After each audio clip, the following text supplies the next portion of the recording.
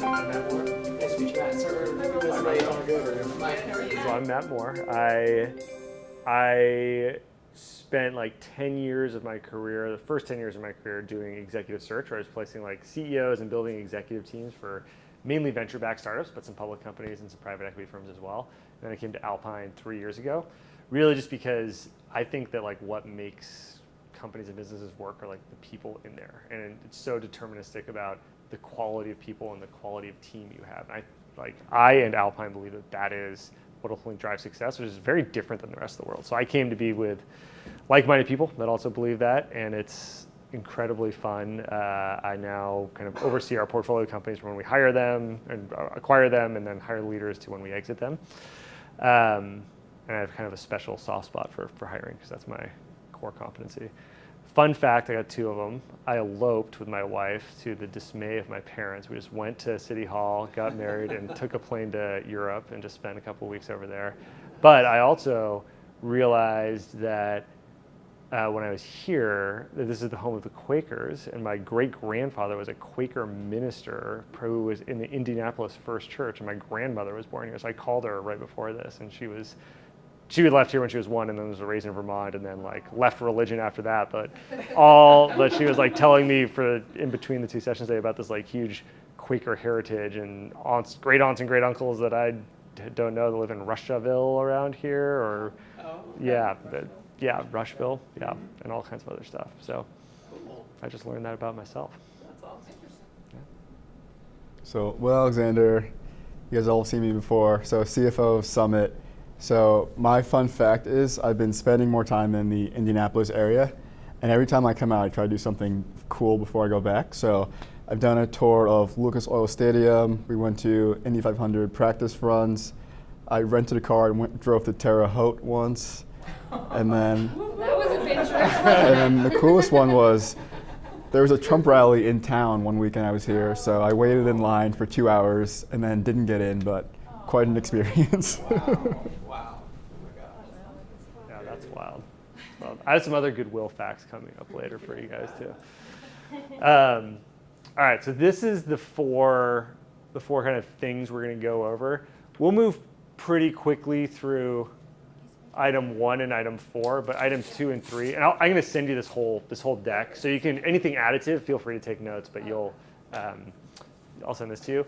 And these are kind of just like the 4 basic things that if you do these, you can dramatically improve your kind of hiring accuracy. And it's not rocket science. It is not hard to do, but it's about actually putting some structure and cadence and kind of process around hiring, which is often done as kind of a subjective, like you end up talking to someone, you find a connection in common, you went to the same high school, you said it well, a pseudoscience. And like just putting a little bit of objectivity into that goes a long, long way. So these are the 4 ways you can do it, and we're going to get interactive. We're going to like build what we call the scorecard later. We're going to practice interviewing each other, and then we'll have a bunch of like time for Q&A in between here. So the first kind of question for you guys is what do you think of the success rate is of any given hire? Not at a dermatology center or even medical, but just across kind of all industries. Success being defined as that person is in the job 18 months after you hired them. Like what percentage of people are in the job 18 months after you hired them? 50%. Any other guesses? All fields? All fields. Really high, generic. Say 30%. Mike, you're like exactly right. 50%. I'm going to say 60%. Which is not good. I mean, that's like literally saying you could flip a coin, and like that is as good as your interview is. Like flip a coin, and that's going to be as deterministic as all this time and energy you're putting into the interview. So here's another one, which is like, what's the cost if it lands heads and you wanted tails and you get the hire wrong? Like if they're out before 18 months, what's the cost to you? Not so much in absolute dollar terms, but in a multiple. So if like you spent $1 to hire them, is the cost 2 times, 3 times, 10 times, 20 times, 100 times? Take a stab. And this is all in cost. So it's hard cost, severance you pay them, salary you paid them when they didn't work out. It's the soft cost of you having to replace them and go through it, and the lost productivity and all that. So what's your all-in cost? Probably a 10x. Yeah. Other guesses? Say 5x. 20. 15. So that means you hire, a mid-level position or a upper-level position, $100,000. That's like a $1.5 million mistake if you mess it up. Like it's staggering how quickly that adds up, and the point of this is like you can't spend too much time on hiring. Like especially as you become leaders of people and you're doing this, it is a core part of your job. And a lot of people don't want to do it. They view it as, I'm a doctor, or I am a head of sales, or I am a CEO, and my job is to do a function. But really, like your job, if you're a leader, is to like get the right people in the right roles and make sure they're really highly motivated and qualified. Because if it doesn't work out, you're going to be right back there doing it again. So spend the time and like make sure you get it right. I'm going to comment on that. Please. Because I agree with that. That's very true. I think the real challenge is, in a practice like ours or a practice like Scott's, is that you get a practice that's going 100 miles per hour seeing patients, and we need every person on our team working at, giving their all, being productive.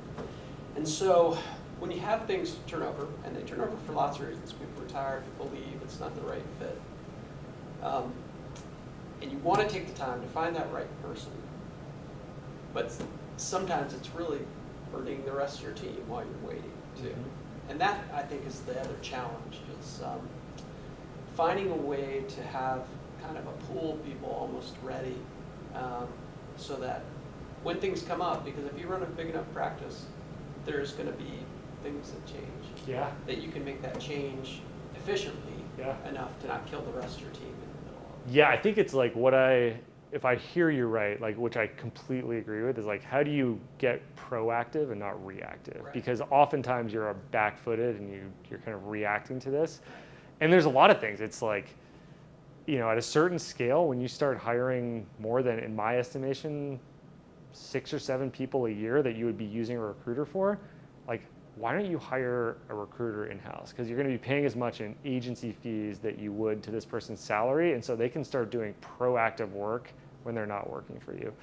Also, if you have offers are declined or people moved on that are really good employees, like stay in touch with them, nurture your networks. There's a lot of things you can do like that, but I think you need to make it so that you're not constantly just interviewing people, whether that's organizational redundancy by having a recruiter when you get big enough and you can it's the right time to bear that expense, or just kind of having a proactive mindset. I personally, like what I do is we're hiring a lot of CEOs because every company we buy at Alpine, we try and bring in a leader to help kind of grow it and accelerate the growth. And so even the CEOs that I can't get right now, I'm going to Chicago after this. I'm having dinner with this guy that I've been working on for 3.5 years. And I don't talk to him often. It's kind of once every 6 months. But when the time is right, that's going to save me like a 4-month process. Just kind of I have a short list of 5 people that I know eventually I want to try and pull them into CEOs. Right. And so you can even do that for, we're talking about billing specialists before. Like if you know a great billing specialist you didn't get, just put them on your Christmas card list. Keep in touch. Let them know your organization so that when it comes up, you can maybe get lucky and make your first call happen. Right. Okay. Yeah. I think it's a little harder for the positions that aren't quite so, they're not your CEOs. They're the people that maybe they're less skilled, what have you. We have medical assistants and things like that, front office staff that are really high school diplomas and things like that. It's a little harder, I think, to have a pool of those. Yeah, I think it cuts both ways.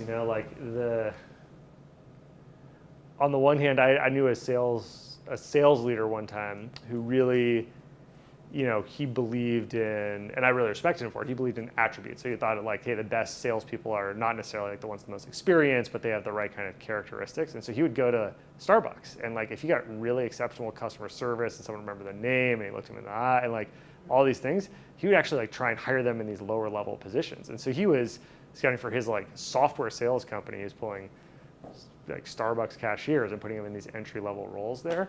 And so it does get hard, but the great thing about things that might not have so much specificity, like a CEO from a public company in education software, specifically, is that you can start getting creative about where you pull them from, and you can refresh that all the time. You don't have to have the same 5 people. You can, if you don't have a high degree of requirement, it's your network, or your children's network, or your friends of friends. How can you pull them in? But it does cut both ways because it can get hard for that too. So So this point of this first part is just like spend the time, either yourself or organizationally. Just like you can't, in an absolute dollar amount, it's going to be a worthwhile investment at the end of the day. So the other thing that we believe in at Alpine that, if you take that 50%, that'll kind of be our baseline, and you want to improve off a coin flip, is this idea of a scorecard. So do you guys use job descriptions for recs and you send them out and people look at them? That's great. That's like a great external marketing document, which you want to have to show the world so that people can see, like, am I qualified for it? What's the company? Am I interested in that company? But what it doesn't do is like arm you with a lot of knowledge that you can have, like as an interviewer. Like, what are you screening for, Laura, in that call? Like, what is kind of the answer key to the test that you are grading these applicants off of? So we advocate not being incredibly complex about it, but making this thing that you have an external job description, and then you have an internal scorecard, which is exactly what you are going to be measuring a hire for, so that people have questions they know they can hit on and things they're looking for in interviews, as well as kind of a roadmap for when you hire them. You can hand it to them and say that over 12 months, like, this is exactly how you're going to be measured. And so there's like full transparency about what your goals are, and there's no ambiguity about what we're looking for in the role. So we do this at Alpine and at just about every one of our companies for every single role, be it the most junior entry-level position you have in the organization to a highly specialized technical role. And it doesn't need to be, it can get really complex and you have 19 things here, but it can also, we're going to do one right now, and it can be really, really simple. It's like, what are the 4 or 5 experiential components? What are the soft skills you're looking for? And what are we going to hold them accountable for in 12 to 18 months? And to drive home like the difference of this like external job description with internal scorecard, we have this this kind of comparison. And so this would be, we're in Indiana, so I figured like basketball country. And so we've got a job description on the left that describes like what a good player I'm looking for on my basketball team, with a scorecard on the right. And so the job description is like, yeah, I want a solid shooter, someone that like can shoot the basketball. Cool. Experience as a point guard and power forward. Awesome. All right. So you have to like play multiple positions. Got it. Competitive, but also a team player, have that balance. So you're like, okay, yeah, I'm seeing it. The difference of the scorecard is that you're quantifying that. So you're saying like, I want someone that consistently achieved top 10% in their peer set of free throw percentage and 3-point field goal percentage. You're saying, I want someone that's at least 6'6" tall, that averages 10 assists and 5 rebounds per 40 minutes. And you're saying, I want someone that's like, has demonstrable leadership experience by kind of being voted captain or kind of gaining an award or some kind of like recognition that has that. And if you use these two things and you like put that into play, you say, okay, now I'm going to go find a player for the Indiana Pacers. Like, you use the job description, you're going to get one thing, and if you use the scorecard, you get another. And the difference is, like, the job description, you get Will Alexander, who in growing up played basketball, and we'll just do a little check. How was your shooting? Solid, yeah. Solid. Yeah. What did I know you hit a growth spurt. We were talking about this earlier, like freshman year. So 1 through 5. 1 through 5, played all the positions on the floor. And would you describe yourself as competitive? But are you a team player? Yes. Yeah. So you get that. You put that up there, but if you put the scorecard pieces up there, you get Michael Jordan. And like that's a very different like outcome. And Will fits that job description. He to a T fits that. Like actually literally does. But he does not fit the kind of requirements in that scorecard. So it's just this kind of vetting where you're saying, okay, yeah, you want those things, but here's really specifically like what we want in each of those. So let's make one really quick for something that's in your guys' business that you're hiring for. It doesn't need to be something you're hiring for right now. Maybe it's something you just wrapped up. I'd recommend let's not do it on anything. Like a physician gets a little technical requirements, like billing specialist, what we did last time, but we can really do anything. So if there's anything in your business. Administrative assistant, front desk. Like front desk, medical receptionist. Front desk, medical receptionist? Okay. Here, I'll leave this on so you can kind of reference it. So we're going to interview each other later off of this, and so we're going to take a little vote and see how many people are qualified to be a front desk assistant based on what we dropped today. So the first part, and we don't need to get too front desk executive assistant, is that a fair way to call it? Administrative, okay. Yeah, admin assistant.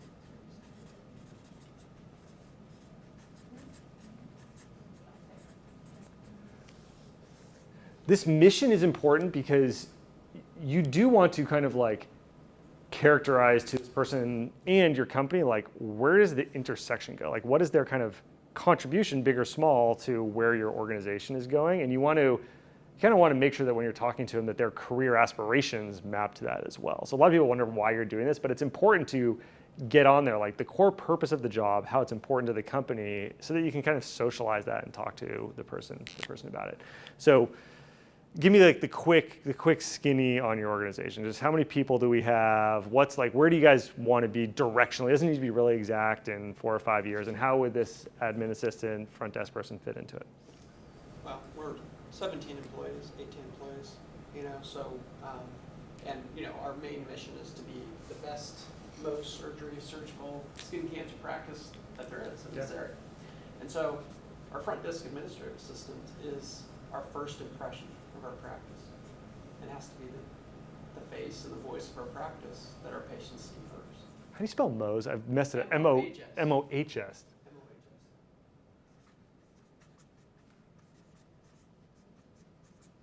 Mohs Center in the world. I love it. Sure. And this person's going to be. So that the first, this is the first person that makes that makes the first impression on our patients. And so that has to be a positive interaction, or nothing else that we do in our practice really succeeds. I love it. I think that's really good. I kind of paraphrase, but best Mohs center in the world, and this person owns the positive first impression that every patient's going to have. Anyone have anything to add to that? It's pretty darn good. Laura? No, they interact a lot with the referring doctors. I mean, so not just the patients that are in front of them, but they're the first contact pretty much across the board. Right. First impression of doctors and patients. Yeah. Great.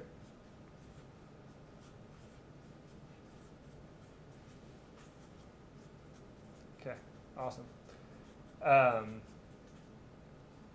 Okay, let's call that the mission. Now on this outcome part, we're going to get really specific about it. So we're going to take 12 months time. We're going to say they've started the job and fast forward 12 months.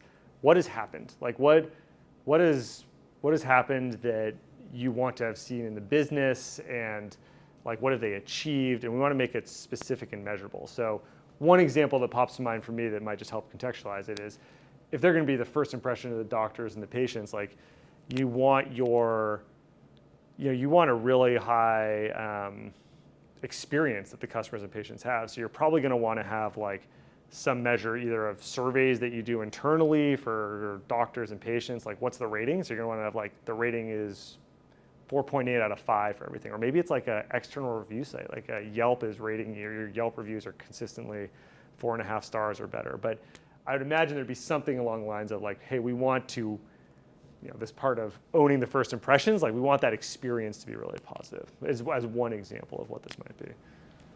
And we do have surveys. I don't know if we've actually quantified that specifically, just our front desk, but the gestalt way that you know that you have someone good at your front desk is you'll get compliments about them from your patients and from your referring physicians too. So do you want to hold, so here's the litmus test for that is like, if you hired this front desk admin assistant, would you say, hey, in 12 months time, I want to have heard 10 to 20 positive things from doctors and patients from you? Is that like a fair expectation? Absolutely. If patients are telling me, gosh, I talked to Jane and she was so helpful at the front desk, so kind, so understanding. I mean, every time you hear that, you know that person's doing their job right. Okay. So Laura, on our surveys, I mean, there is a question about the front desk, right? Your interaction. There's 4 or 5 questions about the friendliness of the front, the receptionist, and how quickly you got in, and I think with that, though, there's they don't put I the say name. it's general, It's it's very for the general. whole Right, The whole experience experience at the for front everybody at the office, front desk. yeah. right. But that's kind of important too, right? Like you are working as part of a team, and right, so you're gonna have individual things like individual compliments that you're gonna get, but you're also gonna have potentially like, hey, you need as a team to be like a really well-oiled machine up front and having a really good customer experience. So one idea on that would be like you want to see whatever your baseline is now, you want to see like a 5% increase in like the satisfaction scores over a year of the whole team, you know? Well, we're pretty good already. Yeah. So- Or consistent. The surveys we get back are, yeah. That's awesome. We So get maybe very good scores on it. I'm just. that's great. So maybe you say just don't, maybe it doesn't dip, like consistent patient and doctor experience year over year as measured by the survey.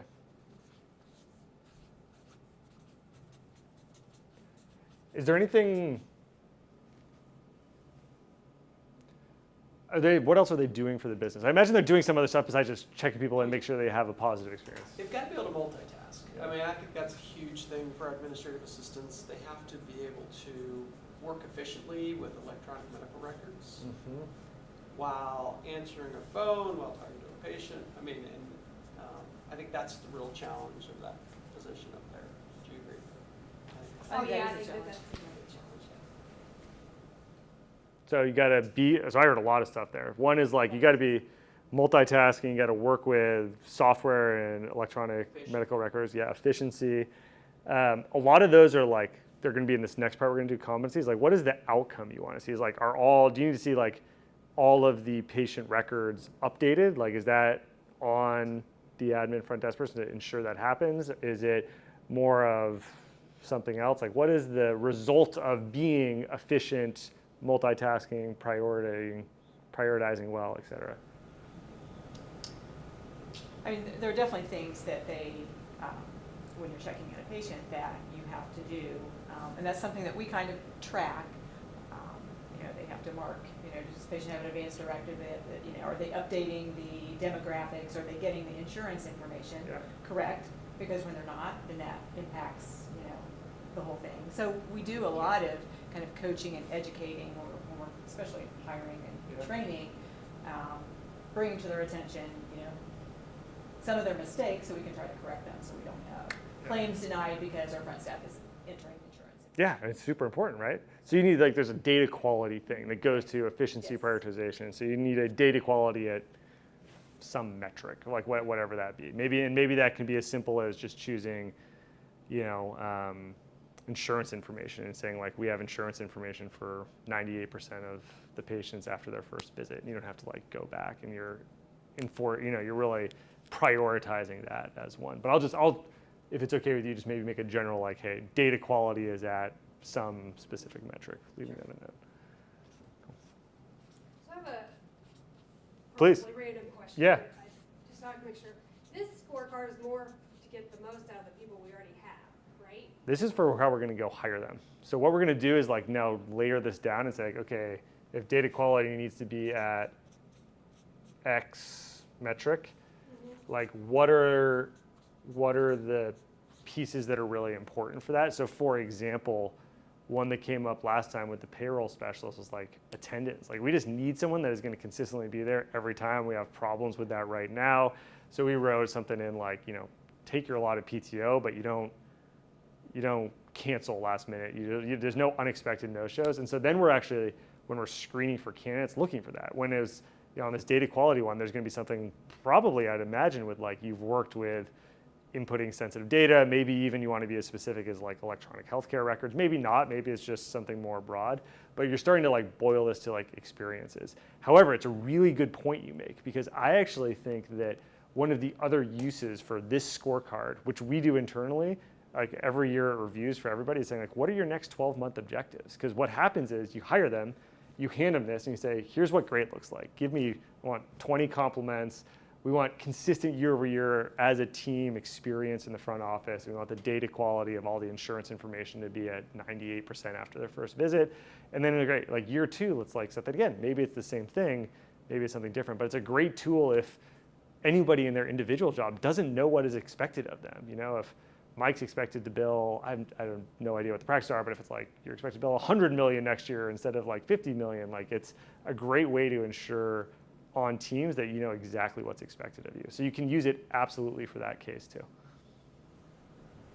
To kind of tie it in with the annual reviews that we Yeah, do. so I mean, that's we what- kind of have our categories that. Yeah.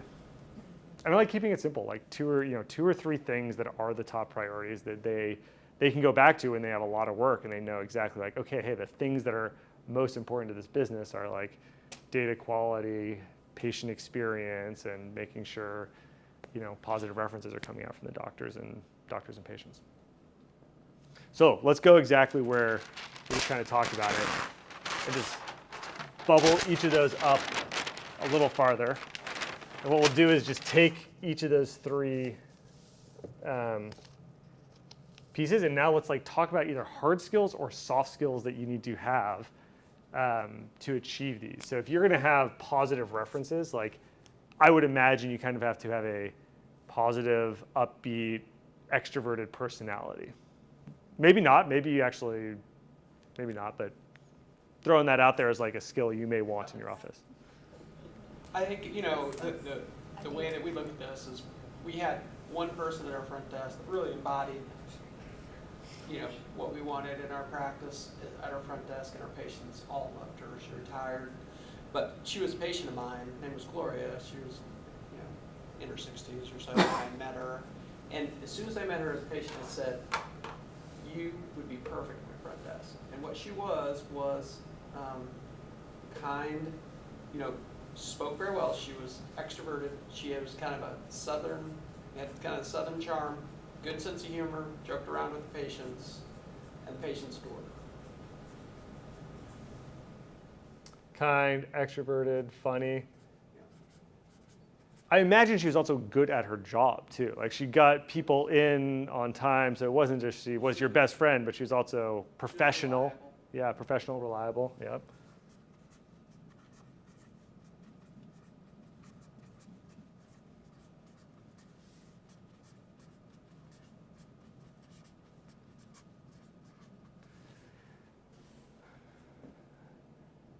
Another thing you could put here, and you guys tell me what you think, is, if you're going to have these positive patient referrals, this is a customer service job. Ultimately it's serving that customer. So you could just say, hey, I just want some of these attributes, and that's the most important piece. You could also say like, hey, I want someone that's served X number of years in a customer service oriented job. So you've had a minimum of 2 or 5 years where you're measured on kind of the service you provide to a customer. Could put that in if you want, or you could say, hey, actually, because I think it's a great way to build these is looking at who worked really well in your organization and say, hey, in our organization, I forget her name, but she actually never had a customer service job in her whole life. She just had these traits, and that's what made her successful, so let's hire off those traits. Right. I think, right now we try and look for people that have that customer service, and it's not always easy to find. I think it's a little harder to hire someone that doesn't have that experience, but you think they have the potential. Yeah. That's the one that you find out in a year or whether or not they do. Yeah. What's funny is we philosophically kind of exactly with you. It's harder to just hire off these soft skills, but that's what we try and do. I mean, that's why we have this amazing CEO and training program where it's like our best CEOs have all the skills and soft skills that Will has, then you layer in the experience, and those are way better hires over the long run. So it's really hard to do, and you kind of prefer it, but like the soft skills are what matters. And I think that is one of the truths about hiring that is often overlooked, is that it is the attributes. So I'll just prefer customer service job or customer service experience. All right, our second one was consistent patient-doctor experience year over year. So this was the idea of working as a team and like having, the whole front office experience be great for everybody. So teamwork would probably be one thing that needs to be up there. What else has to happen for that to succeed? Either a soft skill or an experiential thing or an actual experience they have to have. I think reliability is huge. And, when we do our annual reviews, that's the first thing on all our lists. Just this is someone that we can count on.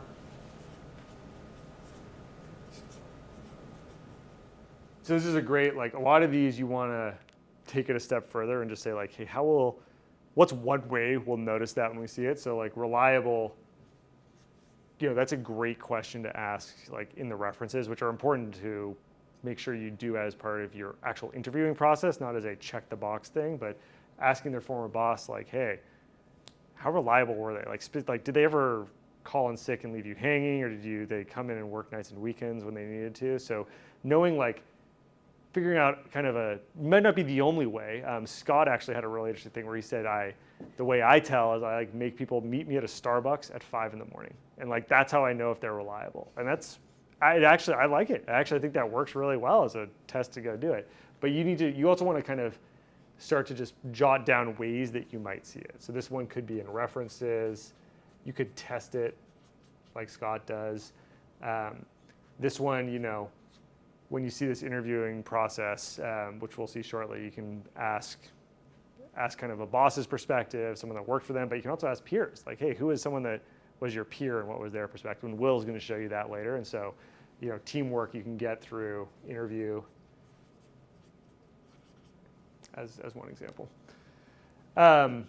What else about this like consistent doctor-patient experience would you want to see? And I think about someone in your office right now that's great at it. What trait do they have, or what skill do they bring that makes them really good at this job? Specifically this point around teamwork and doctor-patient experience.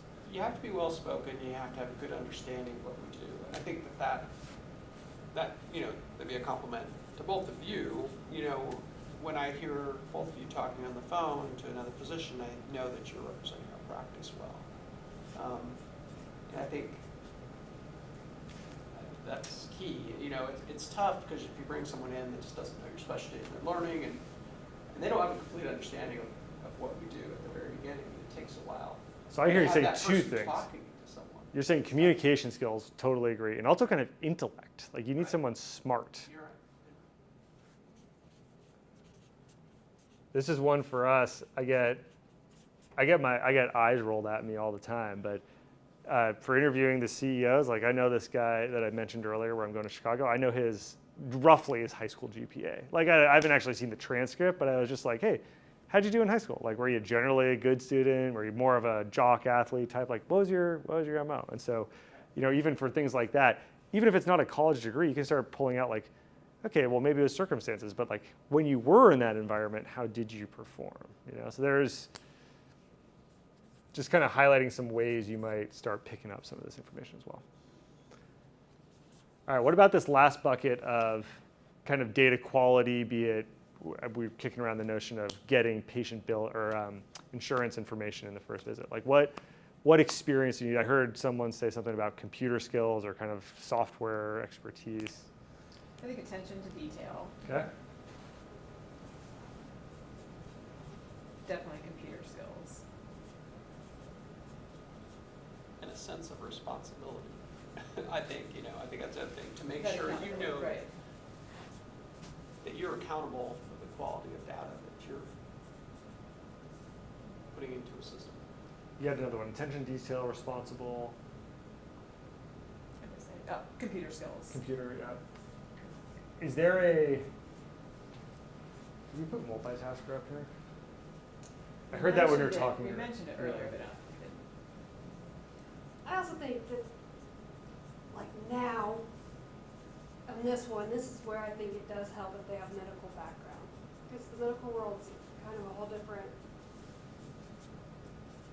type of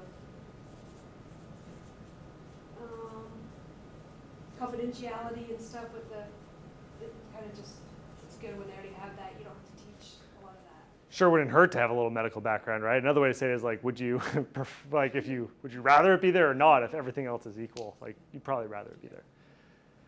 So this is a great, you could keep going on this, and it's a great way to get team alignment too. The other beautiful part about this, besides saying, hey, Laura, now I know, I want you to like make sure in their screening interview do that the communication skills are sharp. Can you ask them about their high school GPA and make sure that they like finished it and got a good degree? And ask them what kind of computer language. Like, it gives you specific things that you can start probing for. It also drives alignment. You guys sound like you actually have a pretty good process already. But I can't tell you the number of times where there's violent disagreement when we do this. When someone says, like, I think there should be, I think a 1-year objective is X, and they're like, no way, that is never on the kind of top 3. It's totally Y over here. And so it also forces a conversation, drives alignment that is you really want to do in the front end and not the back end to make sure you don't miss 3 months of a process that is wasted because 2 people wanted 2 different things.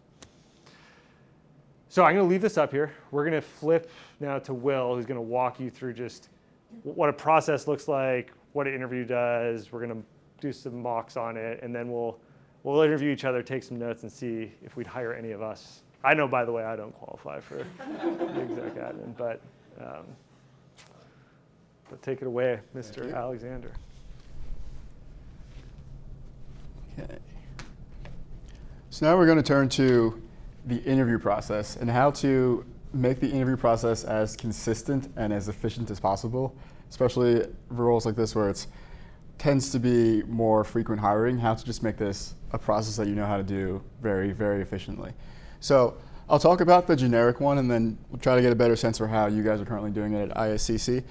So first, in terms of getting inbound people, so what do you guys generally do? Do you put things on Indeed, Facebook? What's your current process? Indeed is the main one. Word of Word mouth. of mouth when we can. Yeah. From other, especially medical practices. Yeah. We have a medical consultant who works with us, and she has her finger on the pulse of a lot of different practices and people and things like that. So she's a good resource sometimes for people that might be looking too. Okay, great. So you get the inbounds in, they send their resumes, you convince them that you have a phenomenal mission to be the best Mo center in the world, so they're bought in. So your first screening interview, this is where we want to be super efficient and do this over the phone and be able in a 20-minute phone call to be able to say, this person is a good fit, let's have them continue in the process, or not a good fit, let's not waste anyone's more time and cut it there.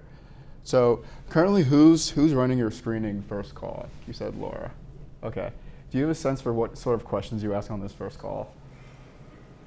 Well, I kind of just get a feel for how much they volunteer a lot. But, Okay. yeah, I try to see just how they communicate, Yeah. their experience, if they kind of stay on task. And then also, probably put too much emphasis on it, but I like to see their loyalty to their past employers. Okay. Even though you're trying to push them Even away. if they start- yeah, well, a lot of them, if they start, you can kind of tell if they were the common denominator problem Okay. in other places. Yeah. So a lot of that is in the phone. Okay. So we'll show on the next page, we'll show our template, a few more questions that we think are very helpful to screen and that you can just use every time to make sure your interviews are apples to apples. So once we decide that this person is worth pushing on to the next stage, we then bring them in-house. And again, the hiring manager should run this process. And we think of it as in 2 ways. One, the deep dive interview where you go through their previous experiences and get a good sense for generally just a collection of data points. So if people have, in most of their jobs, so let's say 80% of their previous jobs have been A performers, they'll probably tend to continue being an A performer. If they were consistently B's and C's, they're most likely going to stay B's and C's. So deep diving into their previous work experience gives you a great sense. And obviously this scales based on their experience. So if they're 30 and have been working for 10 years, you care more about that. But if they're out of high school, you get a sense of what clubs and sports do they play in high school, what was their GPA in high school, and you can just sort of scale it based on their experience and years of work. And then the second part is having other people that will be key parts of this worker's day-to-day, interviewing them as well. So the hiring manager runs the, what is your experience, are you capable? And some of these other interviews are more about, will they be a good fit for the office? So combining those 2 things is super helpful. So do you guys do anything like this deep dive currently? Who's running that process generally? So the way it works is once the phone screening occurs, which is either by Laura or Kim, then they'll come and talk with us, and they'll let us know if they think it's a possible good fit. Okay. Then we do bring them in, and we have an interview. Kind of depends on which position we're hiring for. Yeah. Say for administrative and front, like Laura and I will interview together. Okay.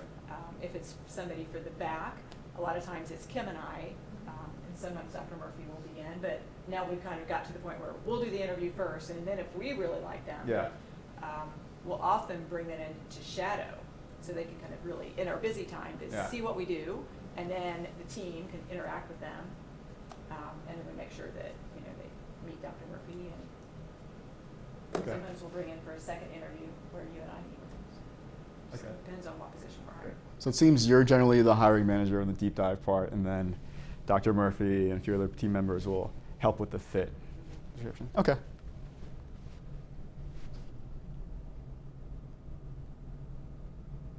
So as we talked about, this first phone call, the screen, is to very quickly, without wasting either party's time, get a good sense of should we bring them in. And so over the phone, having consistent questions that you can compare people to. Just at this point, it's just gathering the data more so than spending too much time really nitpicking on whether it's a good fit. And then after that first call, tying the data you collected to your scorecard and to your outcomes to say, based on what I learned in this first 20 minutes, are they likely to be great at customer service? Are they likely to be good attention to detail?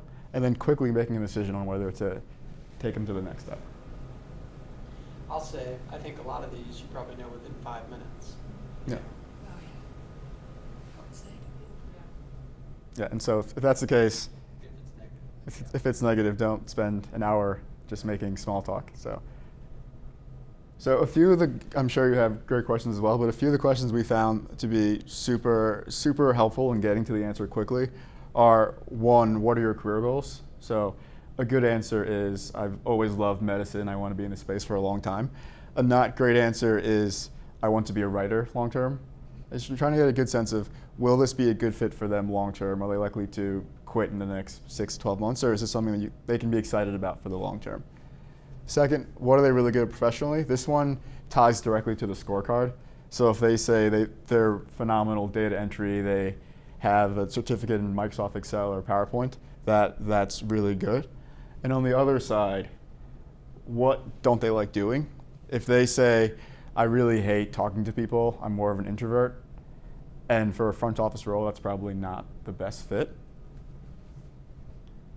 And then this last one is super, super important to us, so important that we put it in a box, is trying to, we call it a TORC, threat of reference check. And so for every interview saying, so who was your last boss? And then not just asking for them who their boss was, asking for the boss's name, and then asking them to spell the boss's name. And then this really forces people to start to say, oh, they're serious about this. I've spelled his name. I've spelled this person's name. They're going to follow up on this. So you say, who's your boss's name? How do you spell that? And then if we go further in this process, we're going to reach out to your boss. On a scale of 1 to 10, 10 being the best employee they've ever had, where would they rate you? And then this gives a really good sense of what they've been in the past. Again, going back to this thing where A performers tend to be A performers. So if you do this for their last 2 or 3 roles and they consistently say their bosses would rate them 8, 9s, and 10s, that's a phenomenal sign. If they consistently say that their bosses would rate them a 5 or a 6, but it wasn't their fault, but their boss was really mean. But if that's a trend that's happening over and over again, it's probably a sign that it's more them than the boss. So they passed the screening interview, and now you bring them in for the deep dive interview. And so this is the one where for each of their major previous experiences and previous roles, we go through these questions that, in a systematic way, really give us a good sense for what they did in their previous role and how successful they were in that previous role. And it's all about just getting a number of data points, and then just as those data points collect, getting a sense for this person as a worker and their likelihood of being successful in their next role. So first question, what were you hired to do? What was the job description? Were you measured on any objectives? Did you have a scorecard? How do you hit that scorecard? Moving on, in your time there, what were some of your key accomplishments? How did you perform against your scorecard? Next, what mistakes did you make, and how did you learn from those mistakes, or what would you do differently if you went back? Again, this thread of reference check, really getting them to know that if we proceed in this process, we're going to call this boss and speak to them. So how would they rate you, 1 to 10? And then if they were a manager, asking about 1 or 2 of their direct reports, again, doing the same process of getting that direct report's name, how to spell it, and then ask how would that direct report rate you as a boss. And if they didn't have direct reports, you could ask about their teammates. So if they played basketball in high school, you could ask, when you were a teammate, how would your teammates rate you as a member of the team? And then this last one, why did you leave your role and how did your boss react? So you want a pattern of employees saying that they left their last jobs because they went to bigger roles or they got promotions or increases in pay. You don't want too many where they say they left because their boss and they did not get along or they were laid off or downsized. One or two over a career is fine, but if that is the consistent pattern, again, it's not a great collection of data points to move on. So next we're going to do a quick demo of how this actually works. So I would love a volunteer to interview. I'll do this deep dive process with one of you. So you can either interview on your current role as if I'm hiring you for a new role, or if you don't want to talk about ISCC in front of Mike, you can have your previous role before ISCC. So If no one wants to volunteer, I'll do it. Any volunteers? But it'd be more fun if one of you want to go. I was very nice last time. All right, Kimmy. It's very fun. Are you interviewing Kim or is she Kim interviewing you? I'm interviewing Kimmy. Well, see, then you can. But Kimmy, you're gonna get a chance to go back. This is easy, Kim. It's easy, Kimmy. It's just your life story, yeah. Kim's awesome. Oh yeah, I'm gonna totally make up stuff. Okay, take a seat. I'm just gonna go. Okay, this will be, Matt, keep me on 5 minutes this time. All right. I went to Sure, 7 sorry, last time, 5 but minutes, it's just a sorry. conversation. It's fun. So. I swear. Hey, Kimmy, thanks for coming in. How are you today? Good. How are you? Great. Good. So you've met some of the team. It's going really well. So this interview now, we call it the deep dive. Okay. So just a list of structured questions for me to get a better sense of your experiences. Okay. So if I cut you off or change directions, nothing personal, just trying to Gotcha. go through the answers. So first question, in your last job, can you tell me just about the role you were in and what you were hired to do? I was a nurse at the hospital, so Okay. I was in med-surg. So basically, take care of patients after surgeries. Okay. Communicate with doctors and other nurses, pass out medications, Okay. take care of wounds, things like that. Okay. Did you have any objectives or outcomes that you were measured against in that last role? Basically, just my yearly eval. Okay. That's basically it. Yeah. And how did those evaluations usually turn out? They were good. Good. Very good. Okay, great. So in your time there, what would you say were a few of your key accomplishments or achievements that you personally contributed to? I think having a low fall rate was a good one. I'd never had any patient fall on me. Great. And then the other one was probably just I learned very quickly, so I was able to take on more patients Great. faster. Yeah. When you say you had no fall rates, do you have a sense for what was an average fall rate for other nurses? Not really. Okay, but higher than no, I'm Right. assuming. Okay. We'll say 4. 4. Okay, wow. We'll say 4. I know, right?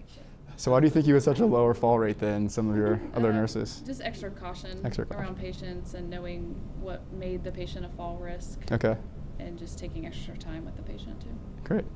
Okay, and on the other side, what were some of the mistakes that you made in this role, and if you went back now, could start over, you would try to improve on? Probably, I was a new nurse at the time, Okay. so probably more organization, learning how to organize a little bit better. Yeah, And that directly impacts how your night goes. okay. That's how. And how have you improved your organizational skills since then? Great, I went today, so Okay. that helped. Sleep, no. Sleep, yeah. Just by keeping on task and trying to keep notes and things like that. Okay, keeping better notes. Okay. Yeah. Give me one more weakness or mistake you made in your early days. We'll say, I guess maybe a weakness sometimes is you want perfection. You want everything to go as planned, and it doesn't always go like that, especially in nursing. So learning how Yeah. to adapt is a huge thing. So that can be a weakness, but then you can turn it into positive if Yeah. you correct it. Okay, great. Okay, so in your last role, what was the name of your boss? Karen Smith. Karen Smith. Yeah. Okay. And how do you spell Karen Smith? Smith, S-M-I-T-H. Okay, thank you. Okay, so if we go further in this process, we're going to reach out to Karen Smith and ask her for how you were as a worker. So on a scale of 1 to 10, 10 being the best employee she's ever had, how would Karen rate you? We're going to say 10. A 10, okay. Can you elaborate on what would make you a 10 in her eyes? I'm just kidding. I really shouldn't say. Do you believe you're a 10? No, I'd probably say, we'll say an 8. 8, okay. Because I was a new nurse at the time. Yeah. I was reliable. I was very willing to help any of the other nurses if needed. I wanted to learn, so I always tried to take over something new just to learn. Yeah, okay. That's why I'll say an 8. An 8, so a lot of positives, and then on the negatives I'm reading that you were just new. I was a new nurse, yeah. so I was maybe a little bit slower at Slower, first, but then okay. I am a fast learner, so then I was able to take on more patients, but maybe because I don't have the experience that some of the other nurses had. Yeah, okay. So you think Karen would say that you were just a little slow at first? Anything else she would bring up? No. No. Okay. And then on your team, you said you loved helping out your teammates. Can Yes. you give me the name of one of your teammates? Lori Smith. I can't Lori Smith. And how do you spell Smith? SMITH. Okay, very spells like you sound it, so I guess, okay. And so if we reach out to Lori, again, 1 to 10, 10 being the best teammate she's ever worked with, where would she rate you? I'd probably say a 9. A 9, okay. Yeah, Lori and I worked well together. Yeah. What did you do that made you such a great teammate to Lori? She was actually a new nurse as well, Okay. so we kind of tried to help team with each other. Yeah. That way I would learn off of her. She was there a little bit longer than I was, so I'd learn new tricks Yeah. from her, and especially with her being in the role a short time before me, she'd give me a lot of pointers, but then I'd also help her as well with patients Okay. and things like that. Yeah. And why only a 9 instead of a 10? I think there's always room for improvement. Okay. Any particular area? No, just Okay. organization. Organization, maybe, Yeah, yeah. maybe that's it. Okay. And then why are you interviewing with me today? What's driving you to consider moving roles? I work tonight, so I just want to get to days. So Okay. I hired in ISCC to work days, and I can't handle the night shift Okay. anymore. Anything else other than any team issues? It's No, just not at all. Okay. Yep. Great. Thank you so much. Thank you. So I was taking notes right there. I just wanted to so hiring, as Will was saying, is about data and just gathering data. And it's not one thing anyone says is make or break, but listen to just the amount of stuff you got in five minutes. So it was she put in the extra time and went the extra mile with patients. And there was the data point about the fall rates. There was less organized at first, but keeping on task and adapting and learning how to be like that. If you notice, Will, when he first asked, "What do you mistakes you personally made?" is kind of like nothing. And then he was like, "Well, but kind of give me one." And then you thought about it, and then you gave what seemed like a really authentic answer about, "Hey, I want perfection. I was learning to adapt," and that was a really true thing. So pushing, and when someone says no, going again, caused him to get 2 really great pieces there. The reliability that came out when Karen Smith, your former boss, talked about us, wanting to learn, taking on lots of projects, improvements about organization and being slow at first, but then ramping up. There's just so much, and then the team player stuff, there's in 5 minutes about 20 different data points, which you could then say, okay, here are the things we're looking at. Don't know if she's going to be particularly funny, but heck yeah, on the team player, good data point on reliable. There we go, funny, check. But the point being, you can get so much in 5 minutes, and then you step back and look at what you're hiring and see how it goes. So, well done, Will. Okay. So now we're going to break into teams and do that interview process again. So one of you will be the interviewer going through this list, and the other person will be the interviewee hoping for the job. So just worry less about the role and just more about the questions, and then later you can decide whether my answers make me a good fit for the role. Okay. But I don't think I'll wibble. So tell me a little bit about your last job. Sure. So before Summit, I was an intern during business school. So I was at a trucking company in Kenya, Africa. So sort of like an Uber type concept for long haul trucking in East Africa. So I had 3 roles over the summer. I was on the finance side, I was helping with operations, and then I was business development, adding truckers to the platform. Okay, great. So you've had a lot of customer service, I'm sure, experience with that. Yeah. And then what was was a challenge of that position? So I think that the challenge was, it was a lot of new things for me. So I was new to I worked in Africa before, but never in East Africa, Okay. never in trucking. So just being in a lot of different areas and the combination of areas, industries made it hard for me to pick up really. Okay. Yeah.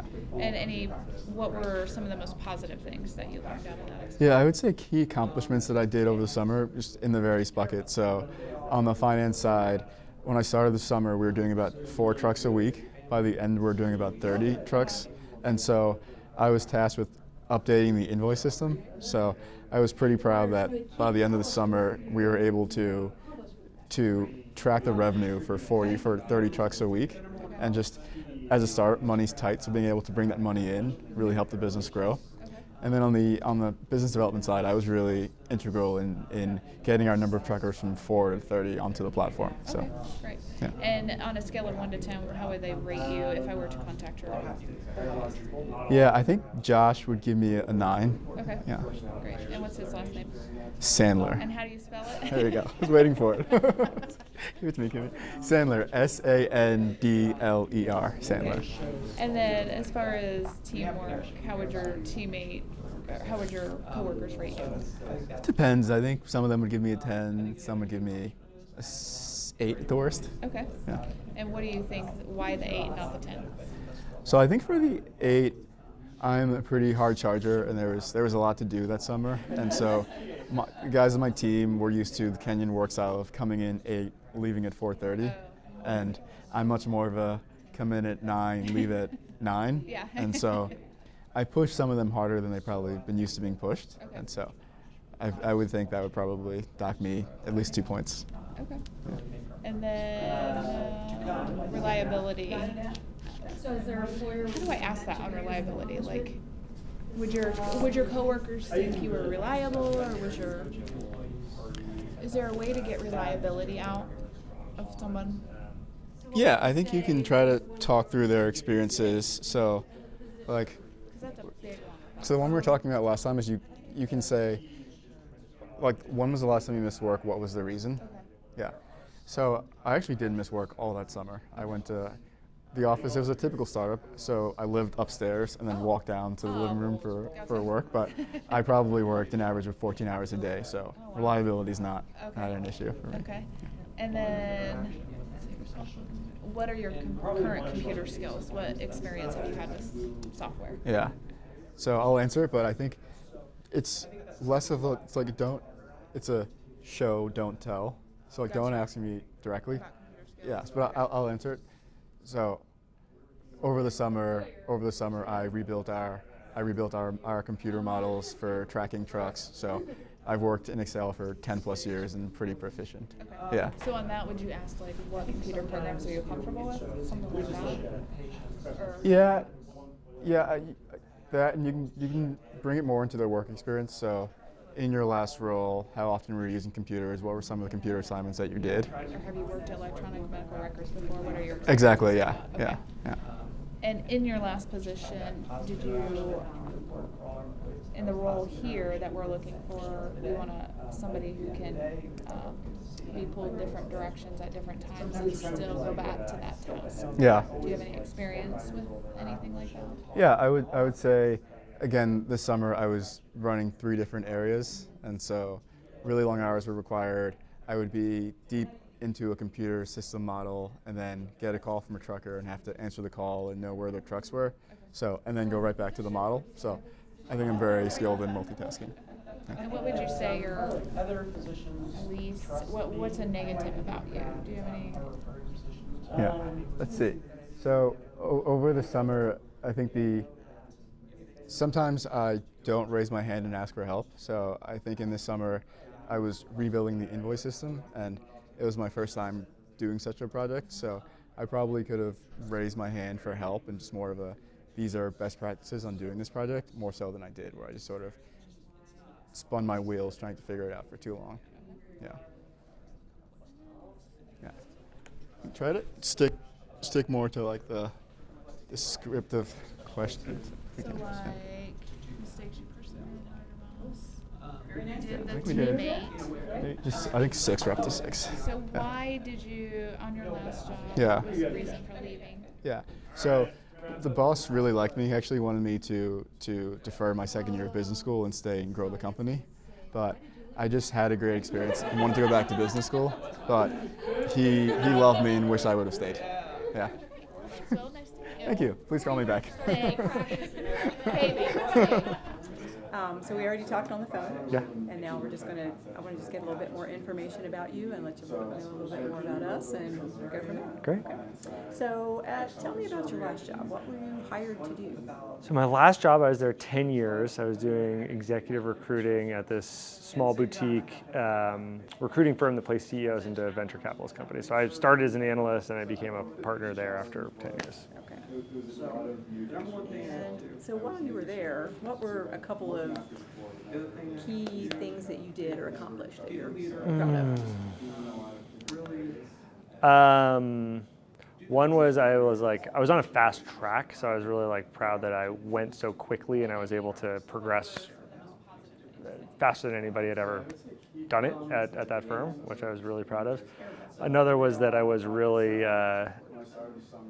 it was a really good team. Not that I led people at the end, but I was really proud of kind of creating the camaraderie of it. I organized happy hours and training trivia night questions about our business to get younger people up to speed, and kind of lunch and learn series. And I really liked bringing the team together, and I felt like I had a really big role in that.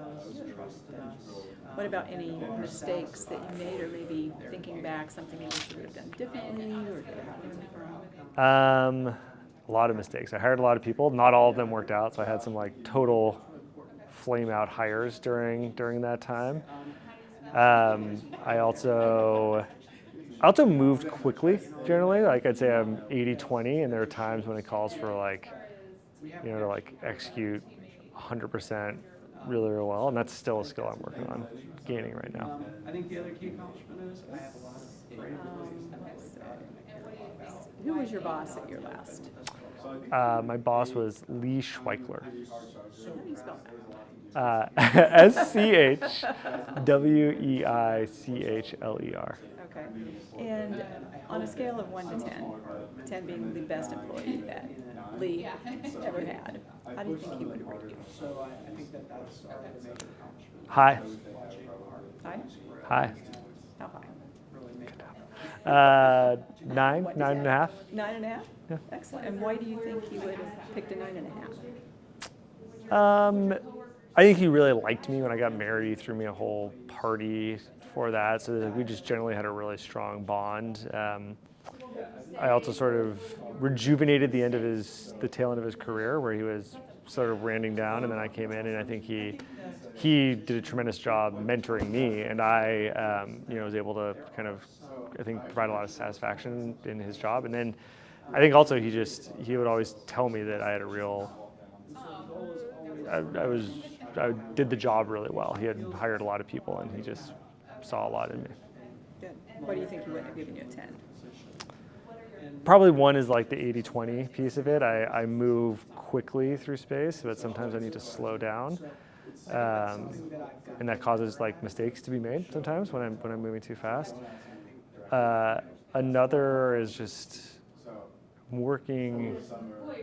I think I've gotten a lot better at it, but at the time I was working on my professional maturity, how I showed up. It was difficult for me to win CEO projects when I was 28 years old, going against people significantly older than me. So there's just a professional maturity sense that one was both the difference in where I was actually in my career, but also just how I showed up with myself.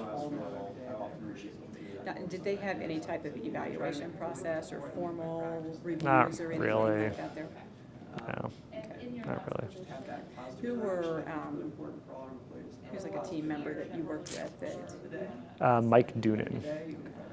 and what was his role compared to? He was kind of a step ahead of me. So he was 4 or 5 years older, and he taught me the ropes every way I moved up the ladder. Yeah. And how do you spell his last name? Doonan. Okay. And how do you think he would rate you on a scale of 1 to 10? 10 being the best teammate that he'd had. Pretty high. How high? Oh, good question. Good question. Probably 9 too. Okay. And why do you think he wouldn't give you a 10? Some of the same reasons, I think I was also overeager. The other thing he might say is that, I was moving quickly, and I wanted to move up, and I wanted to do more, and sometimes I just needed to work to master what I did. And so I was very eager and like, give me my next challenge, as many millennials can be. And why are you choosing to leave where you are and look for other opportunities? Well, I think I want to move into the medical space. I'm passionate. I'm Irish. I got a lot of freckles, and I'm really passionate about dermatology and the benefits that it can have for me. Okay, great. Cool. Very Good. nice to meet you. You as well. Good job. So how was it? Was that awkward or easy, or did it flow? Did you find yourself getting caught? How was it? What was hard? I can see yourself getting caught. Yeah. Just wording it, I think sometimes wording it appropriately. I found it easy as the interviewee. I didn't think the questions were hard to answer. Well, I liked it as the interviewer. I mean, we have some questions that we write down, That- but I kind of like your questions. Well, that's what I was gonna say. It's easier. Like I have a challenge of not going off task a little. You know, like I just stay in. Like when you were interviewing her, you just were rare. You just like okay, moving on. You know, Yeah. you kind of have a start point and a finish point. I never really have a Right, finish sometimes point. we're kind of in our, exactly, or what was I going to ask next? I'm focused on, the conversation that we just had. Yeah. So I think having structure and really almost like writing down those answers and staying on task and moving to the next one. And you did it really, we didn't even talk about it, but I was so impressed because I threw you one curveball, which is like, she asked me the number ranking. I said, oh, high. And she was like, well, how high? Give me the actual number. And that's, especially when they don't know this is coming, like it's really critical to just push on that and be like, oh, okay, tell me more about that. You're dealing with Matt. Yeah. This detail. Oh, I can tell. Yeah, Mike, I like your point about as the interviewee, it seems super easy. Because it is, it's just your life story, you know all the answers. And so I think in our case, for example, we got off track a little bit and we went back to being like, tell me about your computer skills. And then it's harder for the interviewee to think through that answer because it's just a very direct question. Where if you stick to just walk me through your actual experience, it flows and it's much more, oh, my life story. I did computer when I was in this one role. And the question about like the mistakes that you made personally, if you think about like what mistakes you make in your job, we tend to ask, well, what's a strength or what's a weakness? And that can be very, it's a broad question. And I think if you're the interviewee, it can put you on, like, you can't think of an answer. But if you make them think about, what could I have done differently at my last job? Yeah. That's probably a little more helpful. Right. Yeah, and there's a lot of different ways to ask that too. We got a whole list which we can send you, which is like, some people don't like mistakes, but it's like, okay, what's a missed opportunity? What's when did you not allocate enough time to something? There's a lot of ways to kind of get at that. It's really important. The front staff, especially, sometimes you have that angry patient or that impatient. When we're trying to figure out how would they handle that situation, and so maybe tying that a question like that into that. It's a little easier. Yeah, I think this will help us stay get the real answer because so many times in the interview you just know they're giving you the right answer, the perfect answer. You know everybody's going to answer it that way. So we kind of like sometimes when they answer it different, even if it's not as good of an answer. Yeah. Well, that's why this whole question that Will was talking about the torque, which is the truth serum, and using that, it hopefully brings out the right answer, not what they just want to hear. But then you actually pair that with, okay, now let's actually look at what they said and go talk to the reference and compare that. You can validate it. It actually gives you a way, if you use this technique and then do the reference and talk to that former boss, it gives you a way to validate that data. And either it is true or they're blowing smoke at you and you can eliminate them. Here, you may get to this. Yes. I think this is a challenge. I really think this is a challenge with checking references nowadays. A lot of people are unwilling to give details. They'll tell you, how long they were there, would they be eligible for rehire? I mean, What the job title was. Yeah. and that's it. Some people are really sticklers about giving out that information. You know what I mean, so first off, we're going to get right to the references, but let's just roll there, which is like, if,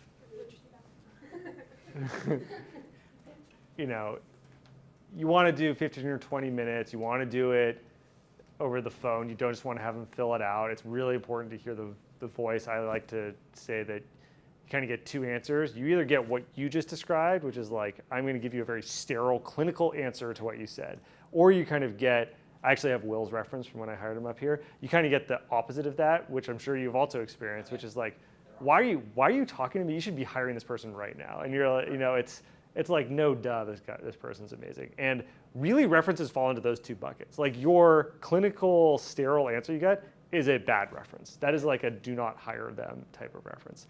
And we have a little script on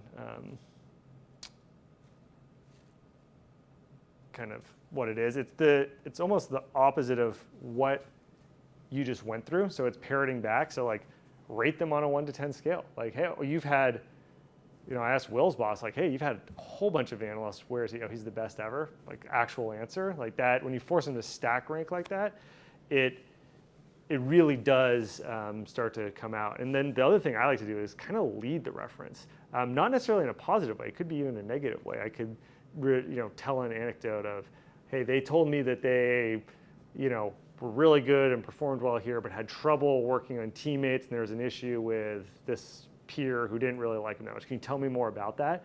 And then it opens up all kinds of other stories. If you kind of imply that you have, you know that already, and you just want to validate and reference that. Likewise, you can use it to validate things that we talked about over here, which is like, hey, reliability. Like, were they there? Did they call in sick a disproportionate amount of time? Like, how were they? So, I like it to, first know the tone, and that's why it's important to do it over the phone, not just do it over email.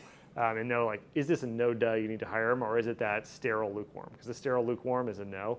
And then it's like validating information and teasing out specific things you want and almost leading them to like, hey, I heard a bad story here. This was the mistake they made because I just asked them that. Can you tell me more about that mistake? And then you start getting the stories flowing if you do that.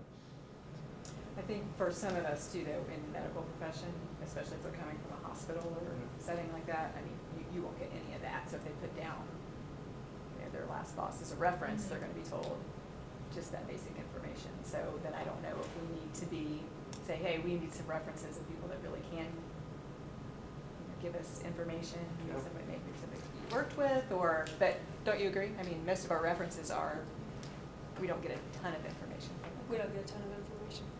And I have to say, we're told by our healthcare consultant, if somebody calls us for a reference, the same thing, I give basic. But Basically, if it's an awesome employee. Yeah, that was going to be exactly. Here's my question for you, Mike. How long have you worked here, Laura? I've only worked here for a year. Okay, but I get the impression you're pretty darn good at what you do. And in an alternate reality, and you were to not work here, and you had to, let's say, move for a family reason to some other place, and I was going to hire you, and I said I need to talk to it. Right. Mike, I called you up. Mike, are you going to take my phone call? Are you? Absolutely. Yeah. I totally go to bat for something like that. That's the thing. For the good employees, they're going to go to bat for it, even if there is that guidance. And so, I'm not saying that's going to be a universal rule. I have found personally that it's the notion that someone won't do a reference or they'll just say yes, no, eligible for rehire. I found that it's a limiting belief for me. Like if you actually push, you can find that information. But you can also do it through the peers, through people that worked for them. Like you're gathering a lot of this other info along the way. And if it's consistent that no one is going to actually pick up the phone and go to bat for this person, that's the equivalent of getting the lukewarm reference too. Said another way, you need someone to tell you like this is a no-brainer. You gotta hire that. Well, like one of our girls, we got called on. The office manager was out of the office, so they couldn't tell us the reference. But a girl said, "Hey, tell her we said hi if you hire her." So you kind of know that at least her employee, like Yeah, her coworkers she's like well her, liked, You know, so. Which is very different than an email when you just don't get a response. Right. It's like that goes inbox. And so the key here is just do it when it's part of your process so that it can inform your hiring decision and it's not a check the box thing at the very end. That's the biggest mistake a lot of people make. The last part, which we can talk a little bit about, these are just, I don't know if you guys have any issues with this or not, but these are best practices on closing. So you get through the interview, you do the references, you give the offer, and how do you seal the deal so they don't turn down that offer? Have you guys had any declined offers over the years, or is that not an issue for you? I think that is an issue. I think especially nowadays when, there's a lot of jobs out there for people. especially when you're looking at someone like a front desk staff, things like that, more entry level type of thing. Yeah, I think that, you have to be, I think we've learned a little bit about this just recently. You have to be prompt. You kind of have to ask that other person that you want a prompt response to that. You have to kind of know, where they need to be, as far as what they're looking for pay, benefits, things like that. So you make them a fair offer that they're going to be excited about. Those are the key things. And we have had a few times, this is just part of this generation where we've just gotten like ghosted, like you don't hear anything back from that person, but then it's not a person. We're thankful that happened. It's a sad reflection on the reality of some people, especially in kind of the younger generation. Go millennials, you and me, Will. You and me, Will. I'm younger than you guys. Yeah. Well, these are just some things that I've jotted down. They may or may not be totally applicable, but I find, so one of the things we were talking about earlier, Mike, was like the people you want to keep on your short list of like, how do you be proactive in hiring? The people that turn down because of some reason that came up are great people to populate drop an email. Like I put a calendar on reminder once a quarter for 5 people, send them a, hey, how you doing email. And that's a great way to kind of keep that list populated. But the others are just like, the first point is build rapport. Don't just grill them for a month of interviewing and then turn around and give an offer. It's kind of what you're implying, but make sure you understand early on like general comp expectations. Are we in the same ballpark? Make sure you understand them as a human being, what they do outside of work, their family, their friends, what their motivations are. The second piece I think is important, which is separating like they're doing the job because they want the job versus they're doing the job for the money. So saying before you deliver the offer, like we've talked about the job, setting aside the financials, like do you want to do this job? And getting a yes or a no on that so that when you then move into comp, you've ideally already kind of level set, but it's not you don't revisit like the scope of the role or anything like that, and you get them to mentally commit. They mentally say they're in, and that goes a huge way to increasing your close percentage. Get all of the asks on the table. If they're going to negotiate with you, if they're a really sophisticated physician and they need relocation and pay off their debt and they need higher salary or they need all these things, like understand everything they want before you start negotiating at one point, because often they'll work you up on one thing and they start another and they'll work you up and pretty soon you're going to be at a place you don't want to hire them anymore. So understand everything before you start it. The fourth is something that I think you can do at any level and it helps them, which is like let them win. So whatever your offer is, haircut it by 5% and then tell the candidate that they can choose to put 5% of their salary in base or in some kind of bonus or a sign-on bonus, and they feel like they have agency in it. They feel like they've won the negotiation. I've also found, I've really been thinking about this, and it's not hyperbolic, but once someone starts negotiating, they will commit. I cannot think of someone that's negotiated and not actually accepted the job. So this is an invitation to like further mentally commit yourself to the job by saying you want something, and that is a mental commitment. And then the last one is just understand the balance of power. Like once you give the offer, like they have the power. So put an expiration date on it, put kind of multiple touch points in there.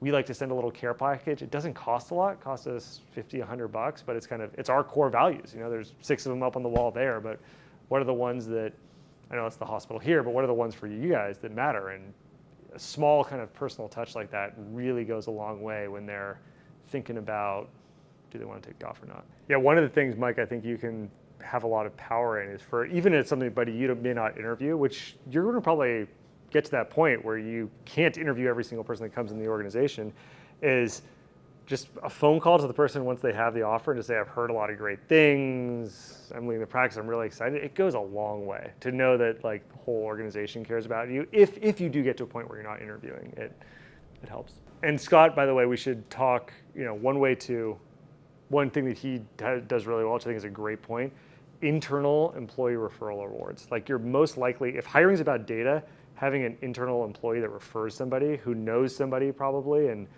brings them in and has seen them personally or professionally for a long time and knows your organization because they work there, you have so much data in that. And those are the most likely hires to work out, and they're the least costly. Imagine the time we just mapped out this whole interview process or the cost if you use a recruiter.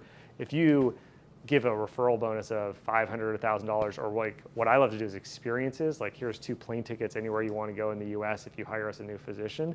It is, see, like it goes a long way, and it saves you money. I got 3, I think. It saves you money. So 6 Well, tickets. I think he was up in with the position. I'm not sure if front office girls and I think lab techs are gonna get us very. Well, I think front office, you can have some tier where it's like, you know, the physicians are X, but the, you know, other positions are really important too. And it might not be the same, but, you know, having some type of just kind of, and I personally think it's less about the financial reward and more about the fact that you're recognizing them for doing something and giving a great experience is it's a powerful tool that takes that coin flip we talked about and ups it pretty significantly. Well, and case in point, the reason I hired Kim is my best friend, who I know completely and trust implicitly, said, you gotta hire this girl. I didn't need a nurse, Yeah. but when he told me that, I said, all right, I'm gonna hire her. You need a 19th woman too. That's right.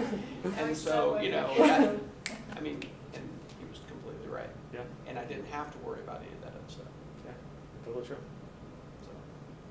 I mean, they put like a limit, like the employee has to be there 6 months. Yeah, it's usually like 6 months. You got to make it, so it's not You just. get your bonus. Yeah. Stay 6 months.